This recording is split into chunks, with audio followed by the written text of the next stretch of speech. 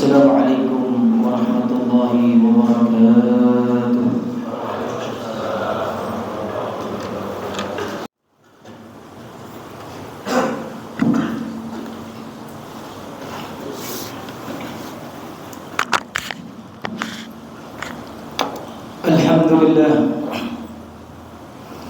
Alhamdulillah bi ni'matihi tatimmus shalihat wa bi fadlihi tanzilul barakat. وأشهد أن لا إله إلا الله وحده لا شريك له رب البريات وأشهد أن سيدنا محمدا عبده ورسوله أفضل المخلوقات اللهم صل وسلم وبارك وكرم وشرف وعظم على سيدنا وحبيبنا وشفيعنا وقرة أعيننا وذخرنا ومولانا محمد اللهم فصل وسلم على هذا النبي الكريم والرسول الرؤوف الرحيم وعلى آله وصحبه ومن تبعه بإحسان من يوم الماضي إلى الآن أما بعد فيا عباد الله أوصيكم ونفسي بتقوى الله فقد فاز المتقون وقد قال الله تعالى في كتابه المبين وهو أصدق القائلين أعوذ بالله من الشيطان الرجيم بسم الله الرحمن الرحيم إنما المؤمنون إخوة فأصلحوا بين أخويكم واتقوا الله لعلكم ترحمون صدق الله العظيم وبلغ رسوله النبي الحبيب الكريم ونحن على ذلك من الشاهدين والشاكرين والحمد لله رب العالمين. Hadirin jamaah salat Jumat yang berbahagia, tidak pantas kalimat yang utama dan yang paling pertama di hari yang penuh dengan keberkahan ini, Sayyidul Ayyam, rajanya para hari, melainkan lantunan tasyakur kita kehadirat Allah Subhanahu wa taala, yang mana dengan nikmat yang telah Allah berikan kepada kita daripada nikmat iman, nikmat Islam, serta nikmat sehat panjang umur, alhamdulillah wa syukurillah, kita masih dapat melaksanakan aktivitas serta rutinitas mingguan kita, yaitu sholat Jumat berjamaah, yang dengan harapan semoga seluruh amal ibadah kita, baik yang sedang kita lakukan atau yang telah kita lakukan, bahkan yang akan kita lakukan nanti, seluruhnya diterima di sisi Allah Subhanahu wa taala dan dijadikan deposito kita di hari kiamat nanti. Amin amin ya rabbal alamin. Salawat bertangkaikan salam tak lupa pula kita haturkan kehadiran baginda Nabi besar Muhammad sallallahu alaihi wasallam serta para keluarga, kerabat, sahabat dan pengikutnya. Semoga kita semua dicatat oleh Allah Subhanahu wa taala daripada deretan umat baginda Nabi besar Muhammad sallallahu alaihi wasallam yang berhak mendapatkan syafaatul uzma, pertolongan besar dari beliau langsung di hari kiamat nanti. Amin amin ya mujibas sa'ilin. Al-Faqir sebagai khatib dari mimbar yang mulia ini menyampaikan wasiat untuk diri saya pribadi khususnya dan untuk para hadirin pada umumnya, untuk selalu kita meningkatkan ketakwaan kita dan keimanan kita kepada Allah Subhanahu wa taala. Hadirin sidang Jumat yang berbahagia, Allah memberikan peringatan kepada kita di dalam firman-firman-Nya melalui kitab suci Al-Qur'an. Faqala ta'ala, Allah berfirman, innamal mu'minuna ikhwatun. Kata Allah Subhanahu wa taala, saudara, innamal mu'minuna ikhwatun, sesungguhnya sesama orang mukmin, ikhwatun itu bersaudara. Allah Subhanahu wa taala menggunakan kalimat ikhwatun, yang pada dasarnya kalimat ikhwatun itu saudara, digunakan untuk seseorang yang satu dengan yang lainnya apabila ada hubungan darah. Tatkala si A dan si B merupakan seorang adik dan kakak, maka mereka berdua dikatakan ikhwatun, mereka berdua dikatakan sedarah dan senasab dengan kalimat ikhwatun. Tatkala Allah Subhanahu wa taala mengungkapkan kalimat innamal mu'minun, sesungguhnya orang-orang mukmin satu dengan yang lainnya, Ikhwatun, kata Allah Subhanahu wa ta'ala, mereka adalah saudara. Allah berikan perumpamaan seorang mukmin yang satu dengan yang lainnya, diumpamakan seperti satu daripada kakak dan adik yang satu nasab dan satu daripada darah. Maka sesungguhnya seorang mukmin yang satu dengan yang lainnya seperti seorang kakak dan adik yang mereka senasab dan sedara, yang mereka kompak, yang mereka selalu pegangan erat, yang mereka selalu bersama-sama tatkala apapun yang terjadi.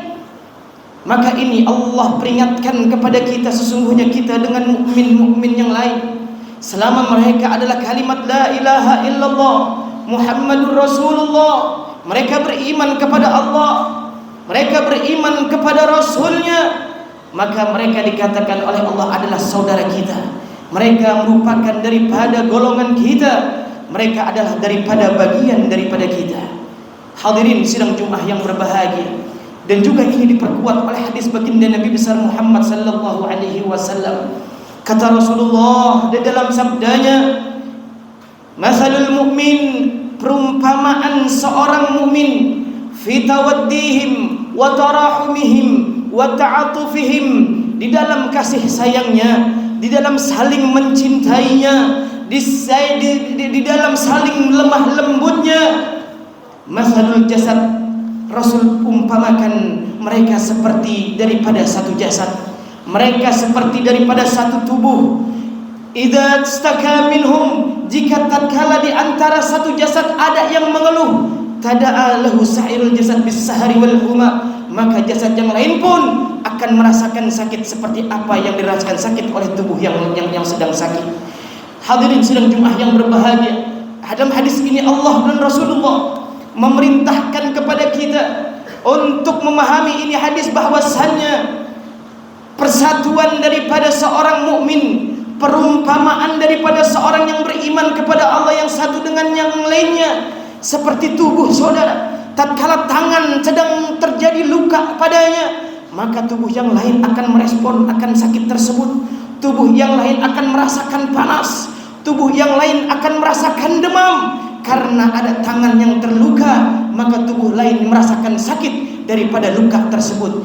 Inilah perumpamaan seorang mukmin yang Rasulullah sallallahu alaihi wasallam sabdakan di dalam hadis beliau. Maka hadirin sidang Jumat yang berbahagia, kita dengan mukmin yang lain tidak ada bedanya.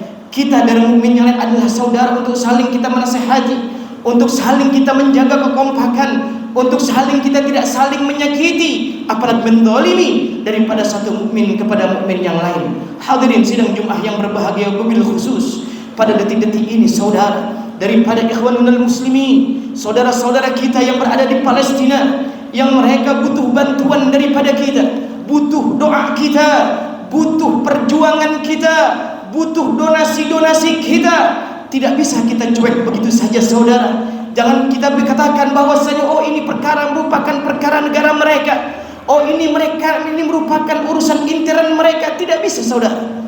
Kata baginda Rasulullah sallallahu alaihi wasallam dalam hadisnya, "Falaysa minna man lam yahtam bi umuril muslimin." Kata Nabi, orang yang tidak peduli, mereka yang tidak perhatian, mereka yang cuek dengan saudaranya yang muslim, tidak diakui umat oleh baginda Nabi besar Muhammad sallallahu alaihi wasallam. Kenapa kita harus memperhatikan daripada Masjidil Aqsa? Kenapa kita harus memperhatikan daripada Baitul Maqdis? Perlu diketahui saudara bahwasannya tatkala Allah Subhanahu wa taala menciptakan daripada Nabi Adam alaihi salam, Allah perintahkan Nabi Adam untuk membangun Masjidil Haram. Setelah 40 hari daripada Nabi Adam membangun akan Masjidil Haram, Allah perintahkan saudara, nenek moyang kita, kakek moyang kita untuk membangun Baitul Maqdis, untuk membangun Masjidil Aqsa, masjid kedua tertua setelah Masjidil Haram saudara.